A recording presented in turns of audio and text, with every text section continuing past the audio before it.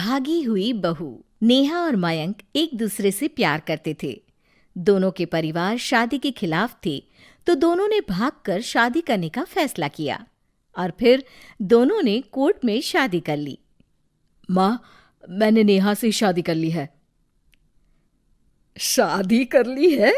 कहाँ? कैसे? हमने तो देखी नहीं शादी। माँ, हम लोगों ने भागकर शादी की है। अच्छा जी, तो ये लड़की घर से भागी हुई है और अब मेरे घर की बहू बनेगी। अरे ना जी ना, मैं ऐसी लड़की को कभी अपने घर की बहू ना बनाऊं जो भाग कर शादी करती है। अरे मोहल्ले आस पास सब जगह इज्जत है हमारी। माँ, अगर मैं भागी तो मयंक के लिए भागी ना, और मयंक और मैं स्कूल के समय से प्यार करते हैं, इसमें गलत क्या है? तभी नेहा को ढूंढते उसके मम्मी पापा भी वहां आ जाते हैं। दोनों के गले में वरमाला देखकर नेहा की माँ बोल पड़ती है, हे भगवान, ये क्या हो गया? वो जोर जोर से रोने लगती है। नेहा, तेरे लिए हमने इतना अच्छा रिश्ता पक्का किया था। मयंक में क्या है? अरे ना तो कमाता है, ऊपर से नशा भी करता है। अरे क्यों शादी की तूने इससे? तू तो हमारी इकलौती बेटी है बेटा। अरे देखिए बहन जी, मेरे बेटे के लिए कुछ कहने की जरूरत नहीं है। हाँ, हम नहीं आए थे आपकी बेटी का हाथ मांगने।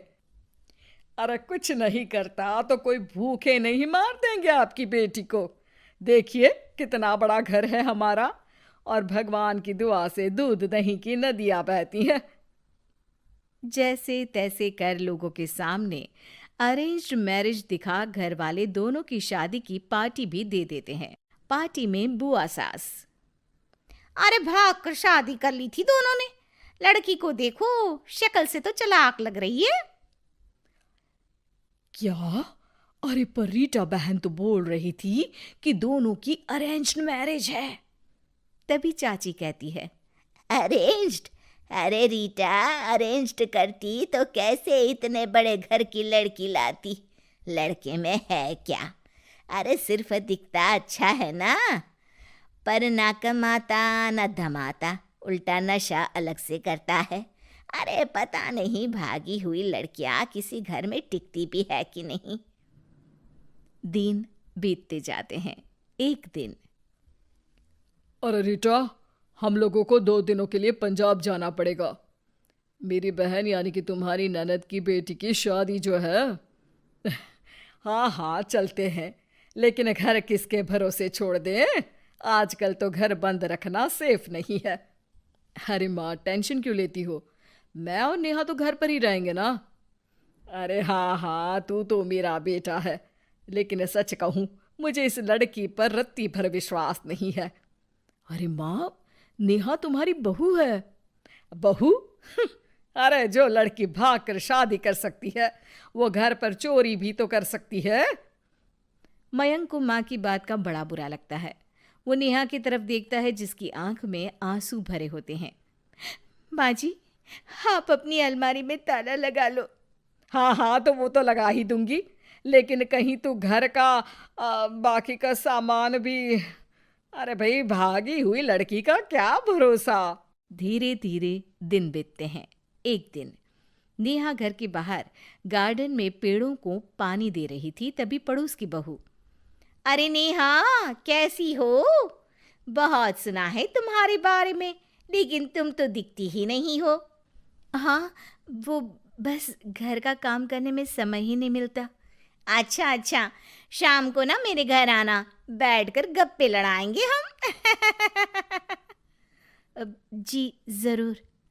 तभी उस पड़ोसन की सास आ जाती है। अरे बहू, ये किससे बात कर रही है? अरे माँ जी, ये ना शर्मा आंटी की बहू नेहा है, जो मयंक भैया की बीवी है। हाँ हाँ, बस सबको पता है ये कौन है और कैसी है। इससे ज्यादा मेल जोल रखने की कोई जरूरत नहीं है। पता है, भागी हुई लड़की है ये, शादी से पहले भागी थी ये। तभी वहां मयंक आ जाता है। क्या हुआ आंटी जी? अब अरे नहीं नहीं, कुछ नहीं मयंक बेटा, कैसे हो? बड़े हैंडसम लग रहे हो। इस टाइम पर भी घर पर? अरे हाँ हाँ, अच्छा मैं भूल गई थी, तुम वैसे कोई काम धाम करते ही नहीं हो ना। अच्छा ठीक है, चलो फिर मिलते हैं। मयंक नेहा के सामने अपनी और उसकी बेइज्जती सुनकर परेशान हो जाता है। कोई बात नहीं, रहने दीजिए, आप परेशान मत हो, सब ठीक हो जाएगा। एक दिन नेहा की माँ उसके घर आती है। अरे आइए आइए, कैसे आना हुआ? नेहा को लेने आई है क्या? अरे नहीं नहीं बहन जी, अब तो नेहा मयंक की बीवी है, मैं तो उसे करवा चौथ देने आई थी। माँ ने सास और नेहा को सोने का सेट दिया, खाने पीने के ढेर सारे सामान देकर कहती है, बहन जी, मैंने ये सब अपनी बेटी की किसी कामकाजी अच्छे पढ़े लिखे परिवार के लड़के से शादी करने के लिए रखा था, लेकिन नेहा को मयंक पसंद था तो उसकी शादी अच्छे से नहीं कर पाई। अरे बस बस, हम लोगों को सुनाने की जरूरत नहीं है। मेरे मयंक ने भी अच्छी पढ़ाई लिखाई की है। वैसे संस्कार तो दिए हैं कम से कम मैंने अपने लड़के को, वरना कौन अपनी बेटी को भागने के संस्कार देता है? आपकी बेटी ने तो भाग कर शादी की है। माँ को सास की बात का काफी बुरा लगता है, वो वहां से चली जाती है। नेहा भी माँ का दिया सारा सामान लेकर अपने कमरे में चली जाती है। एक दिन, अरे नेहा, तेरी माँ ने जो मुझे वो बड़े बड़े सोने के जेवर दिए थे ना, वो वापस कर मुझे। उस दिन तो मैंने कुछ कहा नहीं था, जरा ला कर तो दे, मैं अपनी बेटी को दे दूंगी। तभी वहां मयंक हाथ में मिठाई का डिब्बा लेकर आता है। अरे क्या हो गया, तुझ जैसे निठल्लू की नौकरी लग गई क्या? माँ, तुझे अपने बेटे पर विश्वास नहीं, लेकिन नेहा को मुझ पर पूरा विश्वास है, और अब मैं उसे समाज में सम्मान दिलाकर रहूंगा। सारे गहने बेचकर मैंने अपना कारोबार शुरू किया है। अरे वाह वाह वाह वाह, भागी हुई लड़की का भी कोई सम्मान करता है क्या? देखा, बेच दिया ना गहना। शाम को करवा चौथ की पूजा में सारे अड़ोस पड़ोस के साथ कई औरतें पार्क में पूजा कर रही होती है कि नेहा भी वहां आ जाती है। नेहा सज धज कर वहां की सभी महिलाओं में सबसे सुंदर लग रही थी। अरे अरे, तुमने भी व्रत रखा है क्या? किसके लिए? जिसके साथ भाग कर आई हो उसके लिए। तभी वहां मयंक आ जाता है। हाँ, जिसके साथ भागी है उसके लिए। आप लोगों को शर्म आनी चाहिए। एक औरत होकर एक औरत के साथ ऐसी बातें कर रही हैं। अगर नेहा भागी तो मैं भी तो भागा था, फिर अकेली नेहा क्यों जिम्मेदार हो? वो कम से कम आप लोगों से तो लाख गुना अच्छी है। आप लोगों ने एक अच्छे पैसे कमाने वाले इंसान से शादी की, लेकिन मेरी बीवी ने मुझ जैसे लड़के पर विश्वास कर ना सिर्फ मुझसे शादी की, पर मुझे ठीक राह पर भी लेकर आई। तो हाँ, जितनी नेहा जिम्मेदार है भागी हुई कहलाने को, तो मैं भी भागा हुआ ही हूं, लड़का हूं। तो इसका मतलब ये नहीं कि मैं जो करूं वो ठीक हो।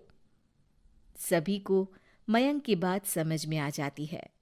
वो नेहा को गले लगाकर साथ में पूजा करने लगते हैं।